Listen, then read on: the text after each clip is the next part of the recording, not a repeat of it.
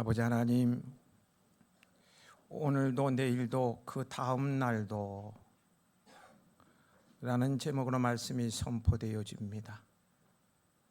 선포되어지는 말씀 가운데 나에게 주시는 주님의 음성을 듣는 저희들 되게 하여 주옵시기를 예수님의 이름으로 기도하옵나이다.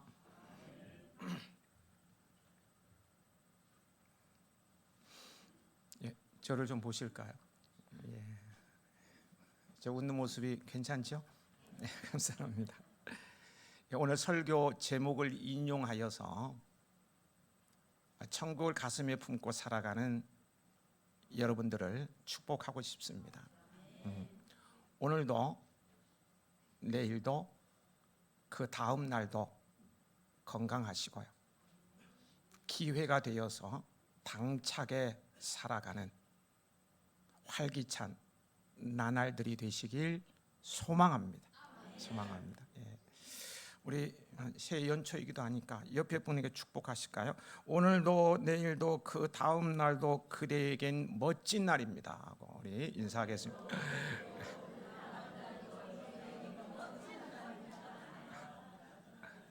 좋습니다. 멋진 날들이 모아져서 행복한 한 해가 될 줄 믿습니다.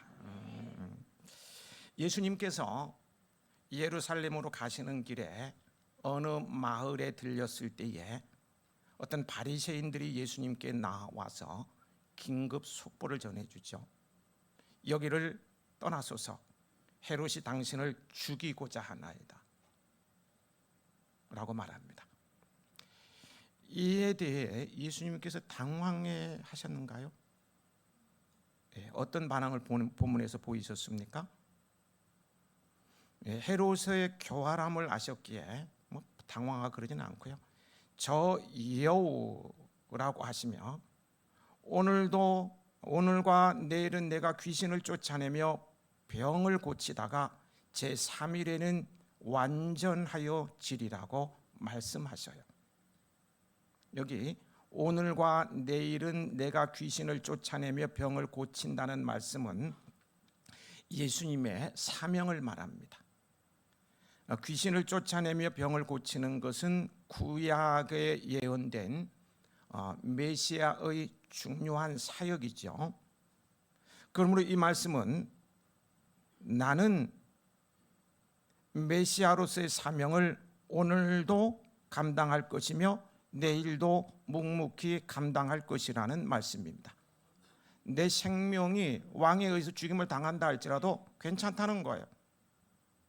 오늘도 감당하고 내일도 묵묵히 감당할 것이다. 그리고 제3일에는 완전하여 지리라고 말씀하십니다. 예수님의 사역의 완성이 바로 십자가에 달려 죽으시고 사흘 만에 부활하심으로 이루어질 것임을 미리 선언하시는 말씀입니다. 예수님께서는 33절에도요 동일한 말씀을 하셨어요. 33절을 같이 읽어 보시겠습니다.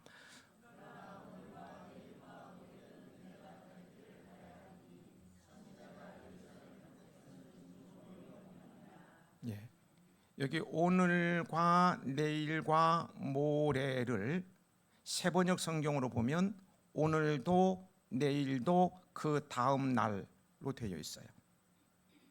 오늘도 내일도 그 다음 날도 나는 나의 길을 가야 하겠다는 말씀입니다. 헤롯이 방해하고 죽이겠다고 협박을 해도 괜찮다는 거예요. 그리고 예수님께서 예루살렘에 올라가신다는 것은 곧 죽음을 의미합니다. 그런데 예수님께서는 이렇게 고난과 박해와 죽음이 기다리고 있다 할지라도 나는 오늘도 내일도 그 다음 날도 반드시 내 길을 가고야 말겠다는 거예요. 복음 전하는 사명을 절대로 멈추지 않겠다는 거예요. 가서 저 여우에게 전하라. 나는 오늘도 내일도 그 다음 날도 메시아로서 귀신을 쫓아내며 병든 자를 고치는 일을 계속할 것이다. 나는 어떤 박해와 환난이 있어도 아니 그 길이 피와 땀과 눈물이 없이는 못 가는 길일지라도 나는 오늘도 내일도 그 다음 날도 아버지께서 허락하신 그 길을 갈 것이다. 어느 누가 흔들고 압박을 가해와도 메시아로서의 길을 흔들림 없이 가겠다는 예수님의 결연한 의지의 표현입니다. 근데 복음서를 보면은요, 예수님의 공생애 동안 정말 그렇게 사셨다는 것을 알 수 있죠. 예수님의 주위에는 사역 초기부터 언제나 많은 사람들이 모여들었어요. 그리고 그들은 각기 병 고침을 받으려고 온 환자들, 아니면 시험하고 책 잡기 위해 온 바리새인과 같은 사람들, 그리고 말씀을 듣고 예수님을 따르기 위해 온 사람들 등등 다양한 사람들로 이루어져 있었습니다. 백이면 백이 서로 자기 말을 하는 사람들이에요. 따라서 이러한 온갖 잡다한 사람들 속에서 둘러싸여 계시던 예수님께서는 그들의 다양한 요구로 인해 평범한 사람은 견디기 어려울 정도로 심한 압박을 받으셨어요. 저 같은 경우도 목회 현장에서 예수님께서 받으셨던 압박과는 감히 비교될 바는 아니지만요, 어떤 사건이나 일을 놓고 다양한 요구들을 듣다 보면 마음이 무거워집니다. 어떤 때는 그것이 상처, 아픔이 되기도 하고요, 어떤 때는 심한 압박으로 다가오기도 합니다. 그렇다면 예수님께서는 이러한 사람들 속에서 사람들의 요구와 시험에 따라 이리저리 흔들리셨습니까? 아닙니다. 예수님께서는 어떠한 경우에도 중심을 잃지 않으셨고요, 오히려 그들의 방향을 올바로 잡아주셨어요.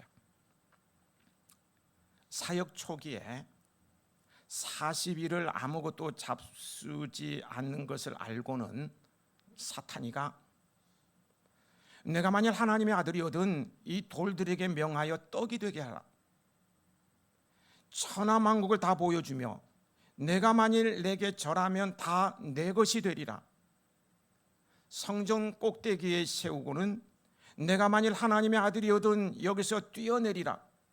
아주 집중적이고 집요한 시험을 받으셨지만 말씀 붙잡고 승리하셨어요.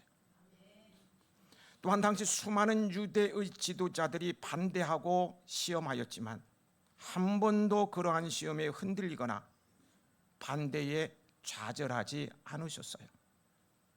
더 나아가 예수님께서는 제자들의 인간적인 간청을 위장한 사탄의 그 간교한 시험에도 흔들리지 않으셨습니다. 마태복음 16장 21절 23절에 보면은요, 예수님께서 예루살렘에 올라가 장로들과 대제사장들과 서기관들에게 많은 고난을 받고 죽임을 당한 제3일에 살아나야 할 것을 말씀하시자 얼마나 힘든 겁니까, 그죠? 고난을 받고 죽임을 당하고 십자가에 달려 죽고 그리고 난 다음에 3일 만에 살아나게 될 것이다, 이렇게 말씀하시자 절대 그런 일이 주님께 일어나서는 안 됩니다. 내가 결코 용납하지 않을 것입니다. 베드로의 이 인간미 넘치는 말에 흔들릴 법도 한데요, 사탄아 내 뒤로 물러가라 하시면서 흔들리지 않으셨어요. 그 외에도 왕으로 삼고자 하는 무리들의 요구에도 길을 잃지 않으셨고요, 오늘 본문처럼 권력자의 직접적인 살해의 위협에도 저 여우라며 당당하게 대처하셨어요. 이와 같이 우리도 믿음의 길을 걸으며 사명을 감당할 때 결코 흔들림이 있어서는 안 되어요.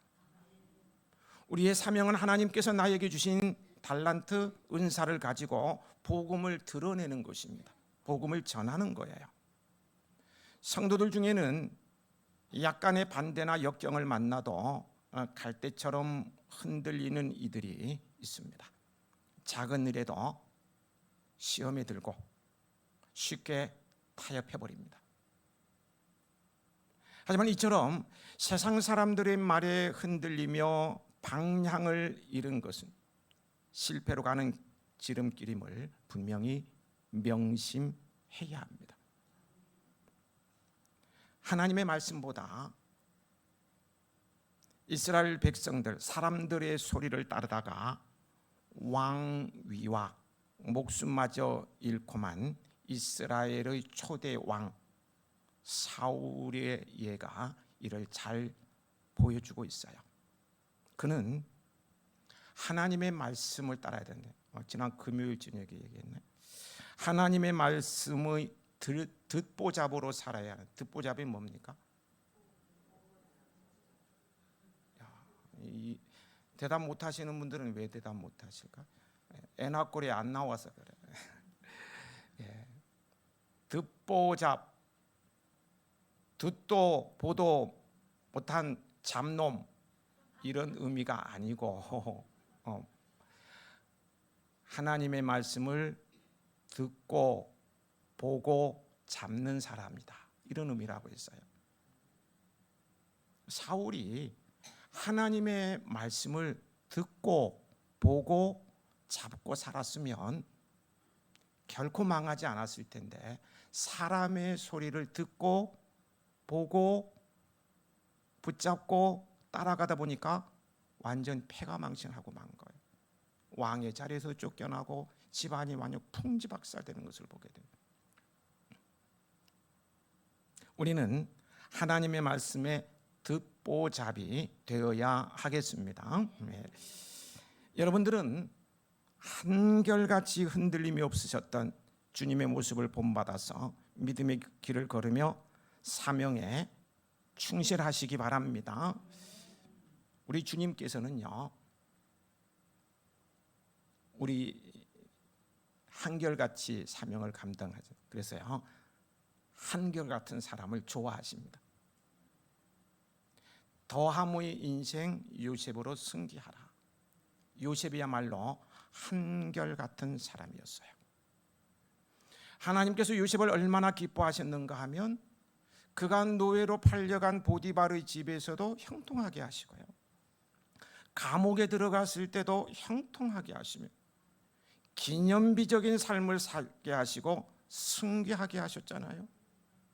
하나님께서 그렇게 기뻐하시며 은복 주신 이유가 그의 한결같음에 있습니다. 요셉은 그를 상징하는 두 단어라고 할 수 있는 진실과 성실의 사람이었어요. 진실이란 거짓이 없고 참되다는 뜻으로 어린 아이의 마음과 같이 순수함을 말합니다. 성실이란 정성스럽고 참된 마음을 뜻하며 성격이나 행동이 바르고 어떤 일을 하면서 온 힘을 다하는 것을 의미합니다. 하나님께서는 요셉이야말로 표현할 수 없는 그 수많은 역경이 연속되는 가운데서도 한결같은 진실과 성실의 모습을 보시고 기뻐하며 형통하게 하셨을 뿐 아니라 지혜와 능력을 주셔서 더함의 인생을 살게 하셨어요. 우리 주님께서는 한결같은 사람을 좋아하십니다. 주님을 따르는 길이 아무리 힘들고 어렵고 피와 땀과 눈물이 없이는 못 가는 십자가의 길이라 할지라도 한결같이 나는 오늘도 내일도 그 다음 날도 주님 가신 길을 걸어가리라. 온 세상이 다 나를 반대한다 할지라도, 또 세상의 모든 사람들이 나를 비웃는다고 할지라도, 나는 오늘도 내일도 그 다음 날도 주님 붙잡고 주님께서 맡겨주신 사명을 감당하며 살리라. 주님께서는 오늘도 이런 한결같은 하나님의 사람을 찾으십니다. 한결같은 모습이 주님의 눈에 띄는 여러분들이 되시길 축복합니다. 33절 후반절의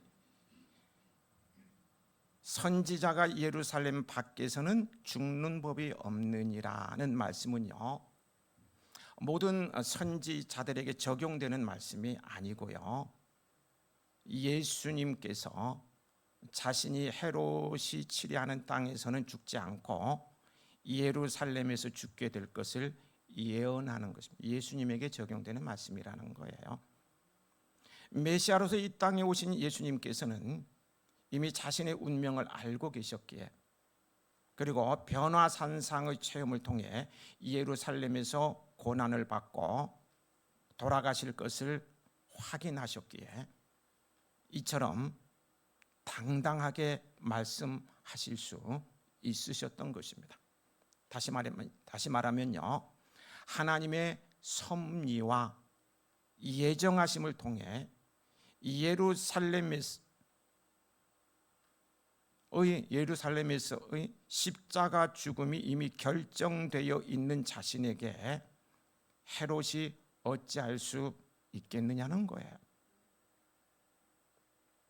하나님의 섭리와 계획을 믿는 사람만이 가질 수 있는 담대함과 자신감이 아닐 수 없어요.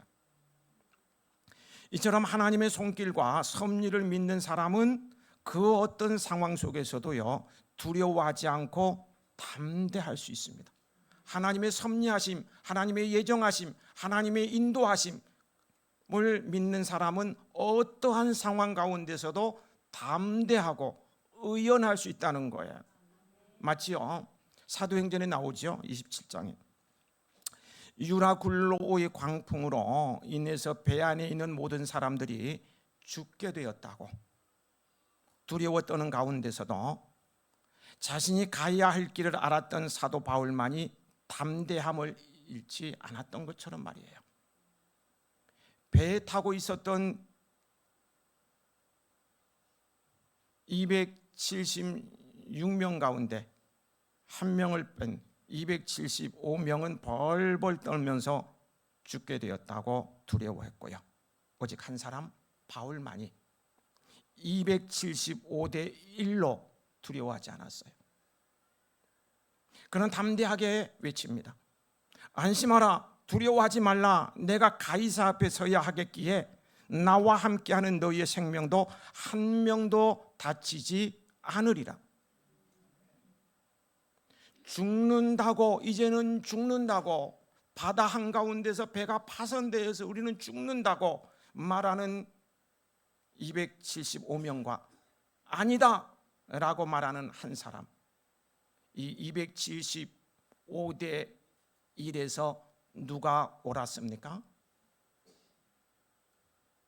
다수결로 결정이 됐는가요? 누가 옳았습니까? 하나님의 섭리와 계획을 믿는 한 사람입니다. 한 사람이 옳았어요. 바울의 믿음대로 276명은 모두 살았잖아요. 하나님의 계획과 섭리를 믿는 사람 한 사람에 의해서 모두가 살았습니다. 이에 비해서요, 조그만 반대만 있어도 당황하며 약간의 위기만 닥쳐와도 의심과 두려움에 사로잡혀 어쩔 줄 몰라 하는 것이 바로 오늘 우리의, 아니 나의 모습이 아닌가요? 하지만 여러분, 성경을 보십시오.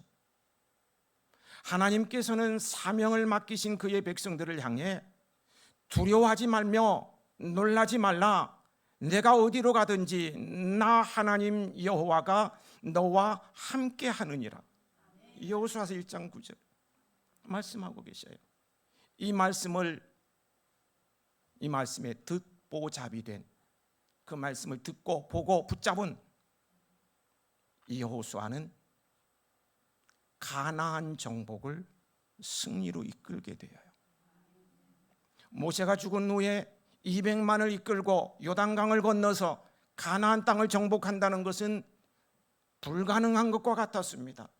그러나 하나님의 말씀을 듣고 보고 붙잡고 순종하여서 나갔더니 대승을 거둔 승승장구할 수 있었다는 거예요. 뿐만 아니라 내가 물 가운데로 지날 때에 내가 너와 함께 할 것이라. 강을 건널 때에 물이 너를 침몰하지 못할 것이며 내가 불 가운데로 지날 때에 타지도 아니할 것이요 불꽃이 너를 사르지도 못하리라. 이사야 43장 2절이죠. 이 말씀은 천국을 가슴에 품고 사는 그리스도인으로 믿음의 행보를 하며 복음 전도자의 사명을 감당하고 직분에 충성하며 하나님의 영광을 드러내는 삶을 사는 성도 여러분에게 주시는 약속입니다. 여러분이 이와 같은 하나님의 약속을 믿으며 그 어떤 상황 가운데서도 두려워하거나 흔들리지 마십시오. 그리고 받은 사명을 위해 담대하게 나아가도록 하십시오. 아프리카의 탐험가이기도 한 리빙스턴 선교사의 말처럼요, 사명자는 그 사명을 이루기까지는 결코 죽는 법이 없어요. 하나님께서는 그의 백성이 받은 사명을 완수하기까지는 그 어떤 위험이 닥친다 해도 그를 눈동자같이 지키시고 인도하고 보호해 주실 것입니다. 이와 같은 하나님의 섭리와 인도하심을 굳게 믿으며 그 어떤 상황과 위협 속에서도 흔들림 없이 담대하게 나아감으로 받은 사명을 완수하고 승리하는 여러분들이 되시길 축복하며 축복합니다. 축복합니다. 34절은요, 예루살렘을 향한 예수님의 탄식입니다. 같이 읽어보실까요?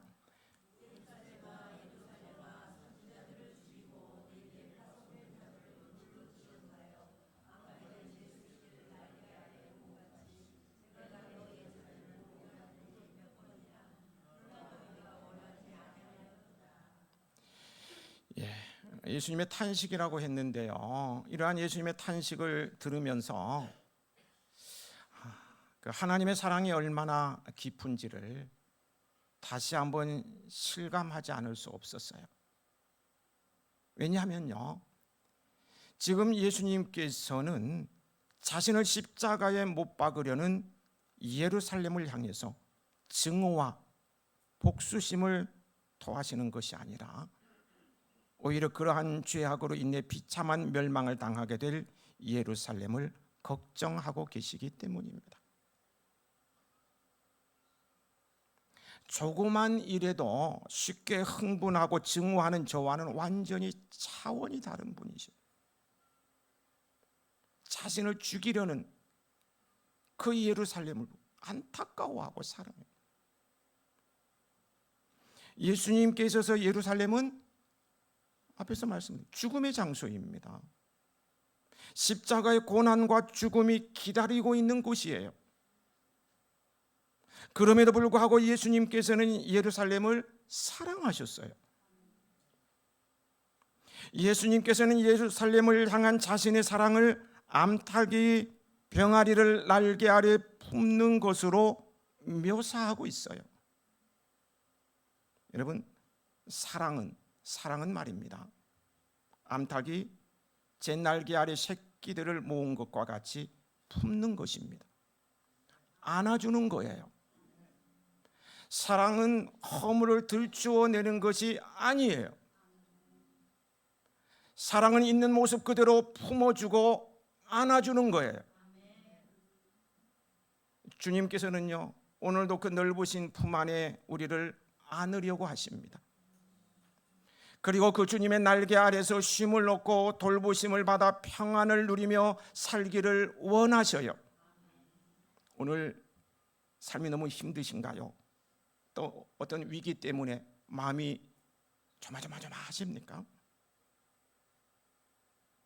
힘들거나 위기에 처할 때 병아리가 어미 품 안으로 달려가듯이 달려가 안기듯이요, 주님 품으로 달려가 안기십시오.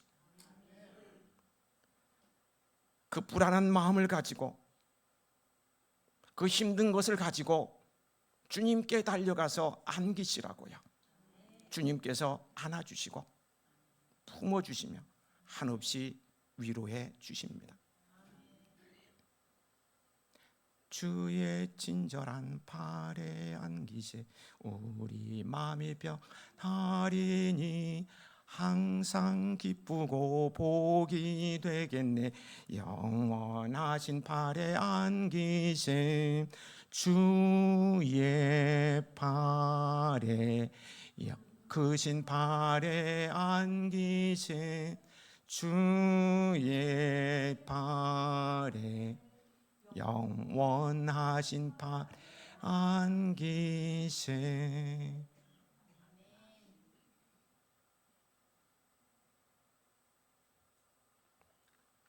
(35절로) 넘어갑니다.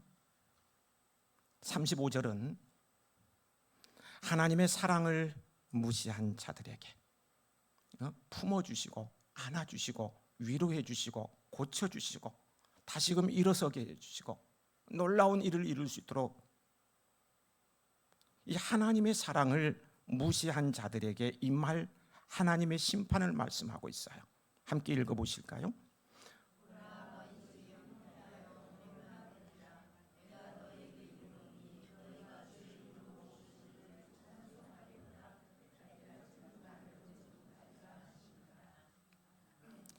하나님의 사랑을 무시하는 자들에게 임할 하나님의 심판은 너희 집이 황폐하여 버림받으리라. 집안이 망하는 끔찍한 저주가 아닐 수 없죠. 또한 예수님께서 심판의 주로 오시는 그날까지 그들이 결코 예수님을 보지 못하게 된다는 것입니다. 구원에 이르지 못한다는 거예요. 너무너무 무섭고 두려운 말씀이 아닐 수 없어요. 이 말씀 속에서요, 저는 이 사실을 발견했어요. 하나님의 사랑은 한계가 있다 없다? 한계가 있으며 하나님의 인내에는 끝이 없다, 있다 없다? 끝이 있음을 알 수 있었습니다.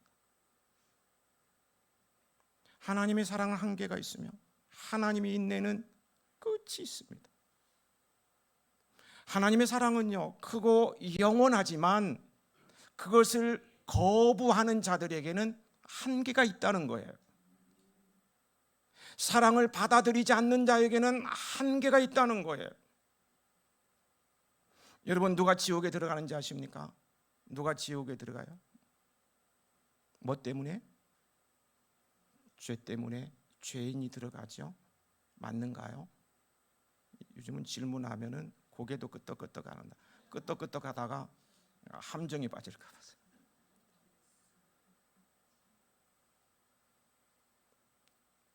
누가 지옥에 들어갑니까? 죄 때문인가요? 엄밀하게 말하면요, 죄 때문이 아니라 하나님의 사랑을 무시한 자들이 들어가는 곳이 지옥입니다. 하나님이 세상을 이처럼 사랑하사 독생자를 주셨으니 이는 그를 믿는 자마다 멸망하지 않고 영생을 얻게 하려 하심이라. 우리가 아직 죄인 되었을 때 그리스도께서 우리를 위하여 죽으심으로 하나님께서 우리에 대한 자기의 사랑을 확증하셨느니라.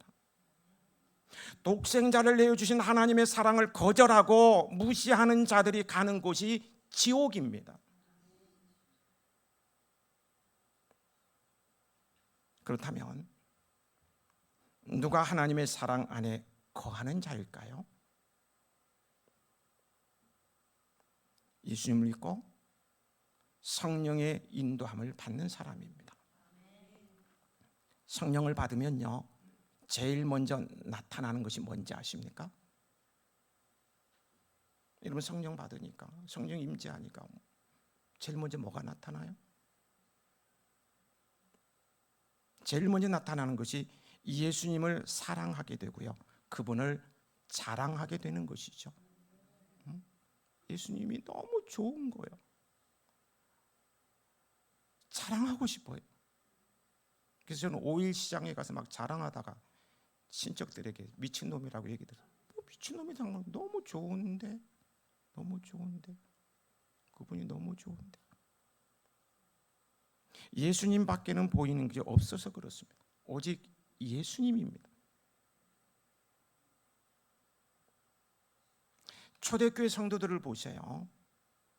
성령 충만의 결과는요, 성령 충만함의 결과는 방언하고 예언하고 병 고치는 그런 수준에 머무르는 것이 아닙니다. 오늘날 성령 충만 사모하는 사람들의 얘기를 들어보면 방언도 하고 예언도 하고 병 고침도 받고, 병 고치는 사람이 되기 위해서 성령 충만을 강구한다. 또는 속으로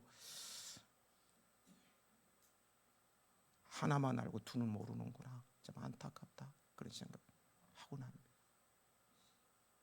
성령 충만의 결과는요, 방언하고 예언하고 병 고치는 그런 수준에 머무르는 것이 아니라 예수님을 자랑하는 것, 복음을 전하는 것으로 나타납니다. 사도행전을 보세요. 사도행전, 성령 충만하고 난 다음에 제자들 120명의 성도들, 초대교회 성도들 어떻게 했습니까? 생명을 걸고 복음을 전하기 위해서 땅끝까지 갔어요. 성령 충만하면 은사 체험이라고 했던 고린도 교회는 풍지박살나고요, 바울이 책망을 받죠. 교회가 산산조각나고 파싸움하고. 성령 충만하면 그런 게 아니라는 거예요.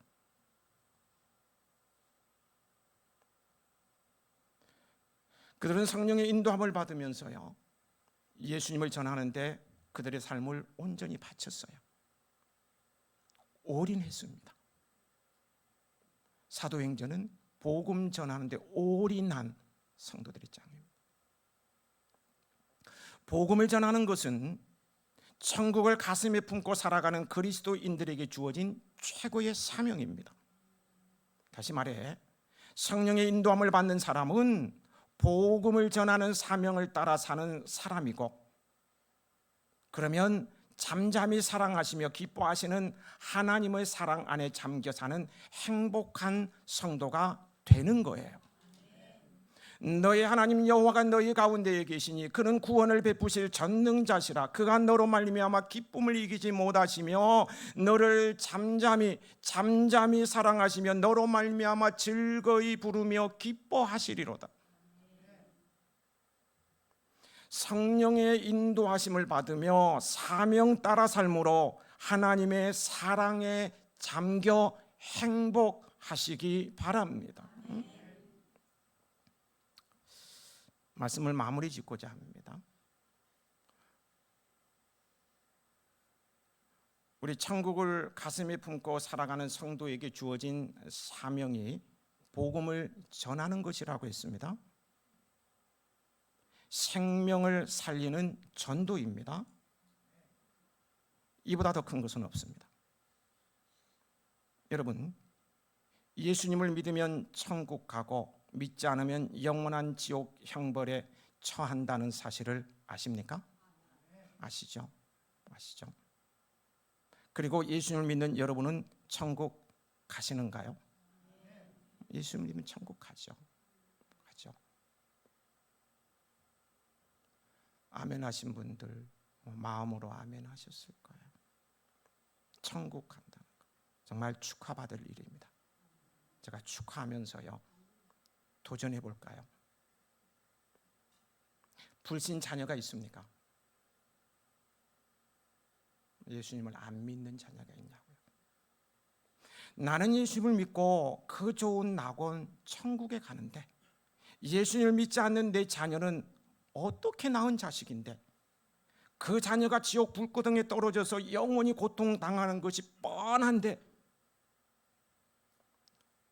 잠이 오고 밥맛이 있다면 혹 다리 밑에서 주운 자식이라서 그런 것 아닌가요?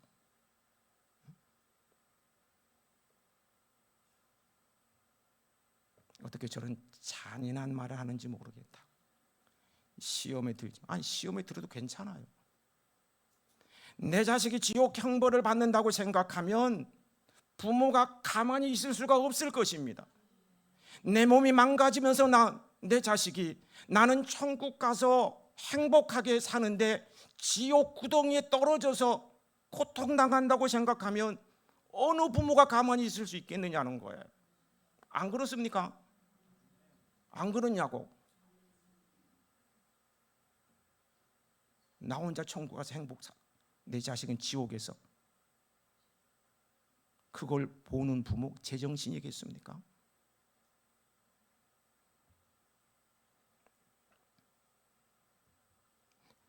자식이 예수님을 안 믿으면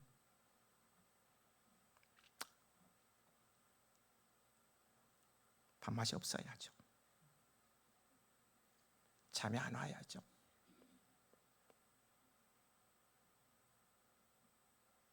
실제로 밥맛도 없을 것이고요.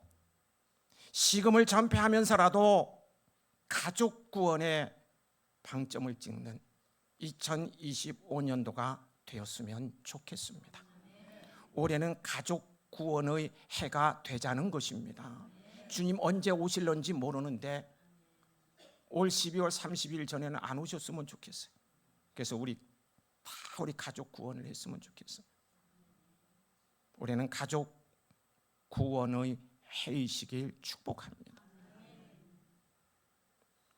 하나님의 사랑을 받는 길은 성령의 인도함을 받는 삶을 사는 데 있습니다. 성령의 인도함을 받는 사람은 사명 따라 살게 됩니다. 그래서 하나님의 놀라운 사랑을 입으며 오늘도 내일도 그 다음 날도 흔들림 없이 세상을 당차게 살아가게 됩니다. 그런 여러분의 가는 길에 주님의 은복이 함께 하시길 축복합니다. 아버지 하나님,